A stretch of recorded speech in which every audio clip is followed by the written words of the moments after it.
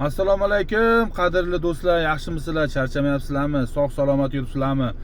Bugungi bu videoyim ba'zi bir ayrim aksiyachi, shashlikchi, hot-dogchi, pizzachi, KFCchi, tabakachi, mana shularga tegishli aytib qo'ya oldindan, ba'zi bir hammalaring emas, akalar, iltimos sizlardan.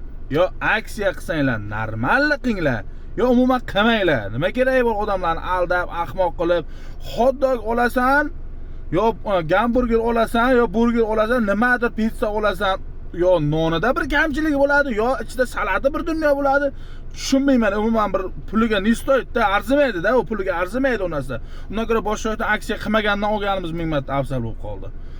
Tovuq go'shtlari ham turli tumanlar mana fast foodlarda ko'payib ketgan hozir. Ba'zilarga borsang yeb bo'lmaydi, lekin aksiya deydi. Uni o'sha setimiz, aksiyamiz, palon pul piston. Borsang boshqa yoqda olsang undan arzonga olasan. Shashlikchilarimiz. Shashlikchilar men hayron qolaman. 100 mingga, 80 mingga, 70 mingga 10 siq, 20 siqni va'dalan beraveradi. Borsang grami kam bo'ladi. Yo'q bo'lsa go'sht, yaxshi go'shtdan bo'lmaydi, ichiga bir tovuq go'shti, tovuq terisilar bir narsalar qo'shib tashlaydi mana chiqib. Umuman tushunmayman-da. Yo bo'lsa qo'ying aksiyada men uni olib yeyman desang, undan zo'r shashlik keladi. Undan ko'ra o'sha aksiyada yemaganimiz yaxshi. Qisqasini aytganda, arzonda sho'rvasi tatimas deb shuni aytar ekanda, hammasiga ham uchavermanglar. Men bu Navoiy territoriyasida, Navoiy viloyatida bo'ladigan holat haqida gapiryapman. Mobodo agar mana shu Navoiy viloyatida shunaqa holatlar bo'ladigan bo'lsa, kimnidir mana shunaqa videolar qiziqtiradigan bo'lsa, mana shu yerda shunaqa aksiya chiqibdi, shu aksiya qanaqa ekan deb o'ylab, kimdir o'ylab yuradi, shunga bir boraman-da yuraki.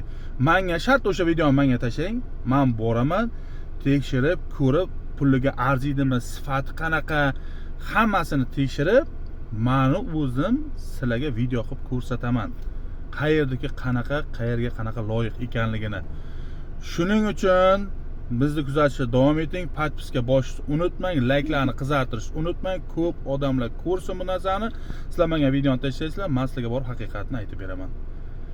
Qisqa qilib aytganda, u balagina ana aytsan ko'tingga tiqmaylar.